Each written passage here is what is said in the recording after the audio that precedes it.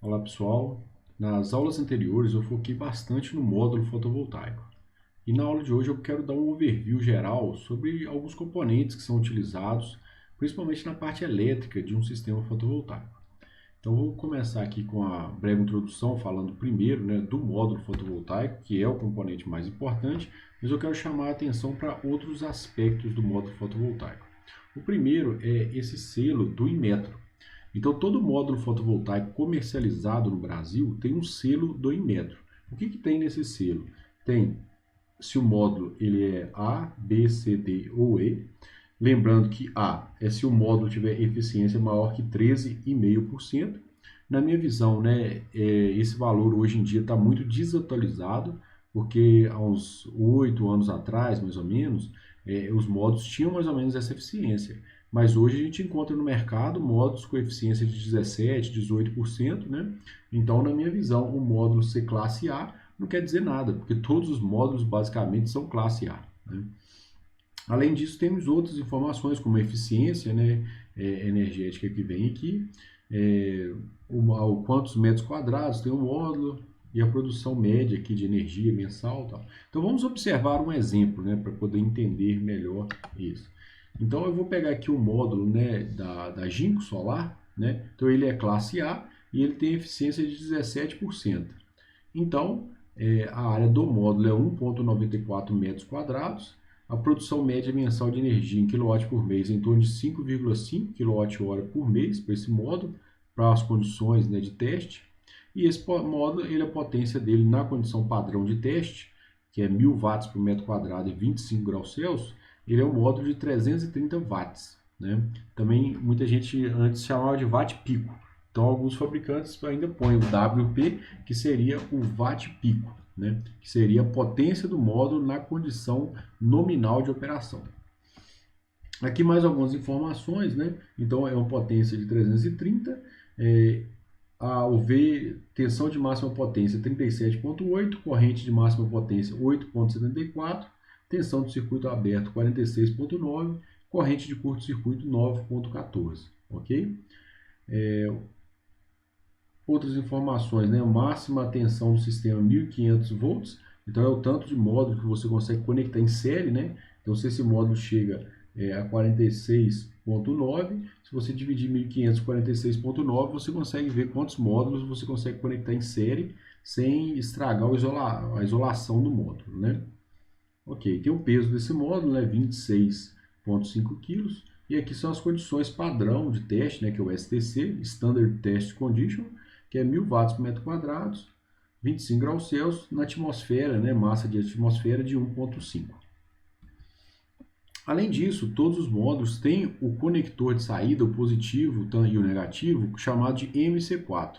Então esse conector ele tem vários benefícios, para você fazer a instalação no telhado. É muito fácil de você conectar os módulos em série, você liga o positivo de um no negativo do outro, então é uma ligação extremamente rápida e além disso é um conector que tem uma durabilidade muito alta, uma vez que esses sistemas têm que operar no mínimo, com durabilidade de 20 anos, de operação. Além disso, os módulos grandes, acima aí de 50 watts, já são divididos por diodos. Então, cada diodo pega uma parte do módulo. Então, se a gente pegar, por exemplo, aqui nesse desenho, esse módulo aqui ele é dividido em partes. Então, uma parte aqui está ligado, então são células ligadas em série, e estão ligados em um diodo. Outra parte aqui seriam mais células ligadas em série, ligado em outro diodo. Por quê? Porque se você tiver sombreamento, você não perde o módulo, a potência total do módulo, você só perde das células que tiverem sombreadas. Então, se for um sombreamento parcial, o módulo continua ainda operando, com metade da potência. É lógico que tem as especificações que eu mostrei na aula de módulo fotovoltaico, que dependendo de como é o sombreamento, você acaba perdendo toda a produção do módulo. Então aqui é só um exemplo, se você tivesse, por exemplo, esse tipo de sombreamento, você está matando todas as células, porque a ligação é aqui embaixo, então como tem a sombra aqui, você limitou a produção de todas as células. Além disso, esse módulo sombreado, se ele estiver ligado em série com esse, você mata também a produção desse módulo aqui. Então, são os problemas, né, de ligar em série, né, tanto a célula internamente aqui no módulo, quanto os módulos num sistema fotovoltaico. Entrando mais especificamente agora na parte off-grid, a gente tem, né, o arranjo fotovoltaico, que são os módulos fotovoltaicos. Geralmente a gente tem um controlador de carga, que é um estágio CCCC, que liga e faz o ponto de máxima potência, que é um assunto que eu vou falar na próxima aula. E esse ponto de máxima potência, neste conversor, carrega o banco de bateria. Então tira a energia do painel e carrega no banco de bateria. Além disso, né, ele é responsável por controlar a tensão do banco, para evitar que a tensão do banco suba muito ou caia muito, né, e preservando a vida útil da bateria. E além disso, quando você tem cargas, você pode ter o equipamento CC direto, que aí sai do banco de bateria e vai para a carga. Então, quando a carga começa a utilizar muita energia, por exemplo, se der uma corrente muito alta, o controlador de carga ele é responsável por desconectar a carga do sistema, né? Então, ele para de fornecer. Então, geralmente, você compra um controlador de carga pela corrente. Falam é de 10 amperes, 15 amperes, 20 amperes, né? Além disso, você também, se você quiser alimentar uma carga CA, você tem que ligar, né, o controlador de carga no inversor, né, isolado, CA. Então, geralmente, hoje em dia, alguns produtos já vêm com esses duas partes conectadas junto. Então, funciona como controlador de carga, você pode ligar na bateria e também já é o inversor off-grid já, ok? Então, isso é uma vantagem muito interessante nesse tipo de equipamento. Então, vou explorar como se fosse separado os equipamentos, né? Então, pensando no controlador de carga, a gente encontra no mercado diversas topologias. Mas se a gente observar todas elas, eles têm a mesma característica em comum. Então observe aqui, nós temos aqui o positivo e o negativo, que é a entrada do painel, positivo e negativo, que é a entrada da bateria, positivo e negativo, que é a entrada da carga. Então todos eles têm 6 pinos, né? Que é painel, bateria e carga. Então painel, bateria e carga. Mesma coisa. Então todos eles têm a mesma característica, né? Construtiva, certo? Então, você encontra vários modelos no mercado.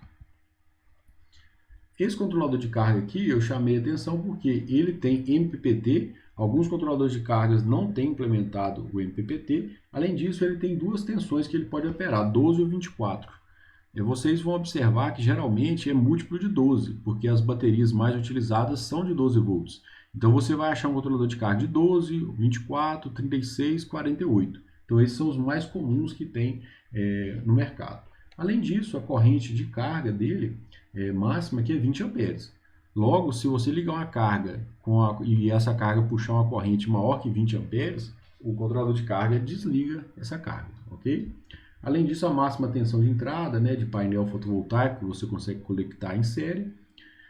Se você, né, ligar em 12 volts, você consegue colocar até 260 watts de painel. Se você ligar em 24 volts, você consegue colocar até 520, ok?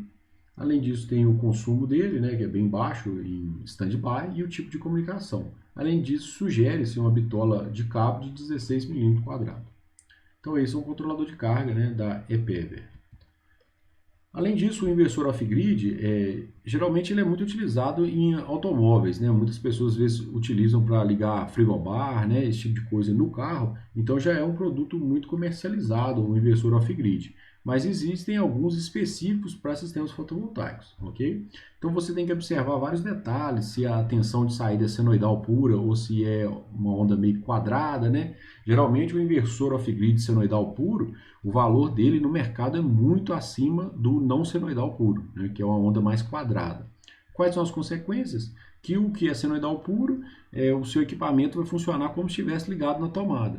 Já o onda quadrada, ele vai prejudicar bastante o seu equipamento. Então, se você ligar, por exemplo, um carregador de bateria, você vai ver que o carregador de bateria esquenta muito, né? Então, geralmente, isso vai ter uma redução na vida útil do equipamento quando você liga no inversor que não é senoidal puro, como é o caso deste aqui, que ele é onda modificada, ok? Então, tem todas as características, né? O caso da tensão de saída que é 127, a tensão de entrada, né, que é do controlador de carga para ele, 11 a 15 volts, e ele é de 400 watts, ok? Frequência de saída 60 Hz. E eficiência máxima superior a 80%. Então, geralmente, esses equipamentos não têm eficiência muito alta, não. Então, os equipamentos com eficiência mais alta também têm um valor bem elevado, né, para você comprar. E observe que ele tem um alarme de bateria. Se a tensão da bateria cair abaixo de 10,5, porque você pode ligar a bateria direto nele, sem um controlador de carga. Então, se a tensão da bateria cair abaixo de 10,5, ele tem um alarme, né, para avisar você que a bateria está acabando, ok? E falando em bateria, que é um assunto do momento, né, a gente vê várias empresas trabalhando, desenvolvendo baterias, não é tão trivial de mencionar uma bateria, principalmente a vida útil dela. Por quê? Se você descarregar essa bateria só 10%, a profundidade de descarga de 10%, você consegue até 2.000 ciclos, ou seja, uma vida útil de 5,47 anos. Se você descarregar essa bateria até 80%, então você conseguiria 100 ciclos, ou seja, daria aí em torno aí de 0,27 anos, alguns meses, né? Então, essa bateria, por exemplo, ela não é muito adequada para sistemas fotovoltaicos. Então, é uma bateria que pode ter alguma vantagem em termos de preço, mas em termos de vida útil ela não tem vantagens, porque se você ficar descarregando ela muito, você prejudica muito a vida útil desse sistema. Então, lógico que as baterias de íon lítio são as mais interessantes em termos de vida útil, mas o custo também costuma ser muito elevado. E se a gente estudar baterias hoje, vocês vão ver que tem muitas tecnologias disponíveis no mercado. Então, eu não vou entrar muito em detalhe, só falando que tem que ter uma bateria, porque o sistema é off-grid. Gostaria de falar um pouco no aplicativo que a gente desenvolve aqui na universidade, chamado Estimate. Então aqui tem o QR Code, se você quiser fazer o download. Ele tem agora a versão disponível para Android. Então se você também quiser entrar na loja do Google e digitar Estimate, ele vai aparecer. Então vou mostrar aqui algumas características dele para a parte off-grid, né, para vocês entenderem as possibilidades de uso. Então, quando você acessa, você tem essa opção, on-grid ou off-grid. Então, vamos escolher nessa primeira parte, off-grid. Quando eu clico em off-grid, nós temos 4 modos: bombeamento, carga CC mais CA, iluminação e cerca elétrica. Eu vou focar aqui na carga CC mais CA, que é o interessante para entender aqui um pouco do dimensionamento do sistema off-grid. Além disso, para ter acesso a esse módulo aqui, você tem que ser assinante do aplicativo, ok? O assinante hoje paga R$20 por ano, né? E você tem 3 dias de utilização. Se você não gostar, você pode cancelar sem nenhum custo, ok? Então eu cliquei no carga CC mais CA e aqui eu escolho a cidade que eu gostaria de simular. Já busca automaticamente a irradiância para a gente, que é a radiação, qual que tem que ser a inclinação dos painéis para essa cidade. E eu posso acrescentar cargas. Por exemplo, aqui eu coloquei uma carga CC, uma lâmpada de 15 watts, e eu vou utilizar ela durante 10 horas por dia. Coloquei também um freezer, que ele é uma carga CA, de 500 watts, que eu vou utilizar 1 hora por dia. Então, é só para a gente fazer um exemplo, né? A tensão de saída para a lâmpada aqui, que é a carga CC, vai ser em 12 volts, então a lâmpada de LED. E para a carga CA, que é o meu freezer, vai ser em 127 volts. Além disso, a profundidade de descarga da bateria vai ser de 60%. Então, eu vou permitir que minha bateria descarregue até 60%. E além disso, eu também tenho que colocar quantos dias de autonomia. Porque se eu quiser só um dia de autonomia, ok. Mas geralmente o sistema off-grid, como devido a chuvas, várias coisas, você precisa de mais de um dia de autonomia, né? Que senão, se chover durante um dia todo, você não carrega o seu sistema e logo no outro dia você não tem energia disponível. Então eu coloquei aqui 3 dias de autonomia. Quanto mais dias de autonomia, maior vai ficar o seu banco de baterias. Então, o que o aplicativo dimensiona para a gente? O controlador de carga, a bateria, o inversor off-grid e o módulo fotovoltaico. Então, para esse caso desses dois equipamentos, a gente vai observar que foi dimensionado um painel da Talisman de 270 watts, uma bateria de 100 ampere-hora, um controlador de carga de 100 amperes e um inversor da Reonic de 1.500 watts. Né? Então, o total desse sistema seria 7.342, só a parte de equipamentos. Além disso, eu posso clicar em mais e ver os detalhes. Então aqui tem toda a característica, né, da bateria Moura, tem a característica do controlador de carga, tem a característica do inversor. Então você consegue aqui também acessar as lojas que vendem esse equipamento aqui, né? Então, lógico que a gente não vende pelo aplicativo. Você vai ter acesso à loja, caso você quiser comprar, você tem a liberdade de comprar lá na loja, ok? A gente só indica para vocês um local que tem este equipamento. Falando agora para o sistema on-grid, a grande importância para esse sistema é o inversor conectado à rede. ele tem que atender várias exigências também do Inmetro, né? Porque o painel é o mesmo, tanto no sistema on-grid quanto off-grid. Já o inversor é diferente, porque o inversor ele tem que ter várias características de ilhamento. Então, por exemplo, se a rede da concessionária por algum motivo faltar, ele tem que desligar automaticamente. E quando a rede da concessionária volta, ele detecta que a rede voltou e ele conecta em 3 minutos. Então, ele espera 3 minutos que a rede voltou e ele conecta. Então, esse é o inversor da empresa PHB de 1.800 watts, a tensão do barramento CC de 450 volts, tensão máxima, né? E a tensão de entrada dele, do seguidor do ponto de máxima potência, em português ou MPPT em inglês, é de 125 a 400. O que isso quer dizer? Que você precisa de pelo menos 125 volts para um inversor desse partir, né, ou ligar. Então, assim, geralmente 4 módulos são suficientes. Então, se você colocar 4 módulos nele, de 330 watts, ele já vai ligar, né? Talvez até 3 módulos ele consiga ligar, mas 4 com certeza ele vai ligar. E ele poderia chegar aqui até em torno de 6 a 8 módulos, né? Então, no máximo 400 volts, né? Então, pensando aí que um módulo vai ter 40 e poucos volts por módulo, então você conseguiria chegar nos 8 módulos, né? Tranquilamente, e ele funcionaria bem. Tem várias outras características, né? Então, é um inversor de potência máxima 1.800, mas a nominal dele é de 1.500 watts, ok? Então, ele é tensão de saída 220, né? E máxima eficiência de 97% aqui. Essa é a eficiência do seguidor do ponto de máxima potência. Eu vou falar um pouquinho na próxima aula sobre como que pode ser calculado isso aqui. Em relação à proteção, então eu vou dar um exemplo aqui de um sistema que a gente implementou na cidade de São Miguel do Anta, aqui em Minas Gerais. Então, o sistema aqui são 2 inversores. Tem um inversor aqui com 20 placas e o outro com 12 placas. Então, é um inversor de 5 kW e um inversor de 3 kW. Então, aqui estão os 2 inversores, né? Então, um inversor aqui de 5 kW e um inversor aqui de 3 kW. Então, eu tenho a proteção tanto do lado CC, ou seja, dos painéis, quanto do lado CA para a rede elétrica. Então, eu vou falar um pouquinho mais de cada uma delas. No lado CA primeiro, eu vou falar aqui, né, do disjuntor e do DPS-CA. Então esses dois, né, já estão aqui disponíveis aqui nessa caixa aqui. Então já vem geralmente no kit, né, que você compra, já vem esses equipamentos. Então o disjuntor é muito interessante se você quer desligar a rede elétrica, né? E o DPS é para questão de proteção contra surtos, né? Então se ele queima, né, e aí você teria que substituir ele, mas ele protege o inversor, né, do lado CA. Aqui é o diagrama, né, dele, né, desse sistema de proteção. Então, nós temos aqui, né, os disjuntores tripolares de 40 amperes e aqui os DPS, né, de 40 quiloamperes. A gente precisa aqui do aterramento, né, do neutro e das fases. Okay? Então, ele faz essa proteção para a gente. Pensando agora na proteção do lado CC, então nós temos aqui uma caixa com a proteção do lado CC, ela é 2 circuitos independentes, tem o lado de cá, do lado direito e do lado esquerdo. Então aqui nós temos fusível, DPS e chave seccionadora. Então essa chave seccionadora secciona os 2 circuitos de uma vez. Então esse é um diagrama de uma parte só, né? Então precisa do aterramento também, que o aterramento vai no DPS, né? Além disso, nós temos fusível aqui de 15 amperes e nós temos aqui a chave seccionadora, né? De 1000 volts CC 32 amperes.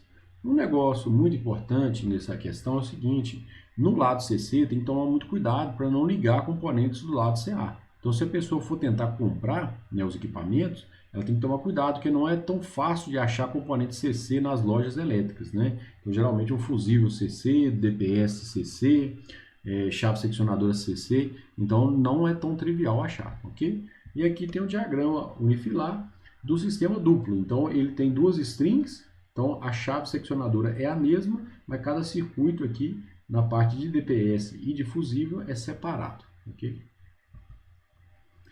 No aplicativo Estimate, como eu já comentei, é possível também fazer o dimensionamento on-grid.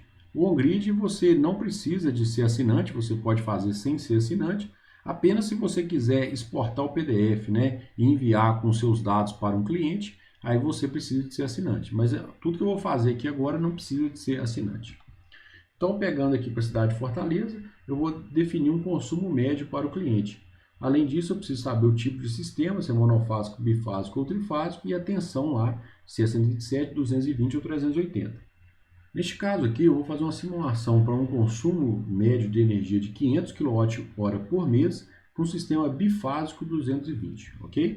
Então, quando eu faço essa simulação, mando calcular, ele me retorna um sistema com placas de 405 e inversor de 2 kW por 10.760. Então, apenas esses dois componentes. Existem outras opções, mas esse aqui é o mais barato, então eu vou clicar em mais para saber o que tem aí dentro.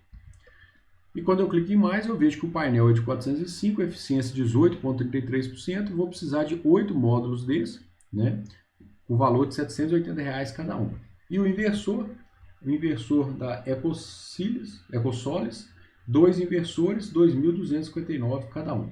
E aí eu vou salvar esse projeto, eu dei um nome aqui, Projeto Casa do Paulo, né? Então é muito importante você salvar para você poder fazer toda a parte de análise econômica. Então eu salvei com o Projeto Casa de Paulo e agora eu posso analisar. Quando eu analisar, eu já puxo aqui automaticamente os valores, né, do painel mais inversor. É um frete, valor estimado, engenharia e montagem é um preço sugerido e equipamentos extras também sugerido. E aí você pode mudar qualquer um desses valores, porque muitos têm acesso a planilhas, né, de fornecedores, né, que fornecem já o kit completo. Então você pode adaptar isso aqui para a sua realidade. Se você quiser saber da parte de análise financeira, você pode digitar aqui o custo do quilowatt, o reajuste anual da energia, que todos os anos, né, as concessionárias conseguem esse reajuste, geralmente em torno de 5%, mas se você quiser simular com 1%, com 0%, fique à vontade. A queda de eficiência no painel também ela existe, né? Então os fabricantes dizem que é em torno de 1% ao ano. Perdas no sistema. Você vai ter que analisar se o sistema tem muitos cabos, como que é o seu sistema. Manutenção e despesa, a gente sugere 4%, mas você pode mexer também. E o investimento alternativo é 7%. Se você for pôr um dinheiro na poupança hoje em dia, o investimento alternativo o valor é menos que 2%. Então o aplicativo vai comparar este investimento com esse investimento alternativo, 7%, e falar se é viável ou não. Além disso, também no financiamento eu posso colocar, se eu quiser financiar, qual que é o valor, né, que eu vou financiar, pode ser o valor total, né, que é a soma disso tudo aqui, que dá 17.900, ou pode ser menos que isso, pode financiar 10 mil. Então. E o juro, 12% ao ano, e o tempo de pagamento, 5 anos. Então esse juro a gente colocou um pouquinho mais alto, mas você pode abaixar aqui, caso você tenha uma linha melhor. Ok? Então, tempo de pagamento 5 anos. Quando eu clico aqui no resumo, o que eu obtenho? Eu obtenho o meu investimento inicial, que é 17.988, o retorno do investimento que eu vou ter em 2,8 anos e uma taxa de retorno de 57%. Ou seja, este investimento é muito viável, né? Taxa de retorno muito interessante. Se você também vê no fluxo de caixa completo, você consegue ver todas essas informações, né? Como qual que é o seu investimento, nesse caso não foi financiado, então foi recurso próprio, qual que é a produção por ano, observe que a produção vai caindo 1% ao ano, o custo do quilowatt vai reajustando 5% ao ano, aqui a receita, a despesa e o seu fluxo de caixa. Então você tem fluxo de caixa simples e fluxo de caixa descontado, ok?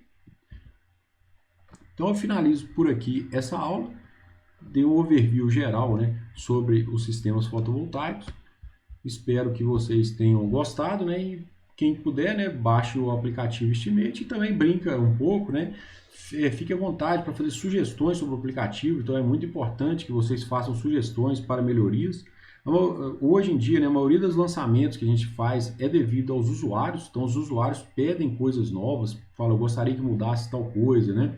Então fiquem à vontade de nos avaliar lá no Play Store, né? E também mandar para a gente, pode ser por e-mail ou comentar lá o que você gostaria de novidades no Estimate. Então, grande abraço a todos.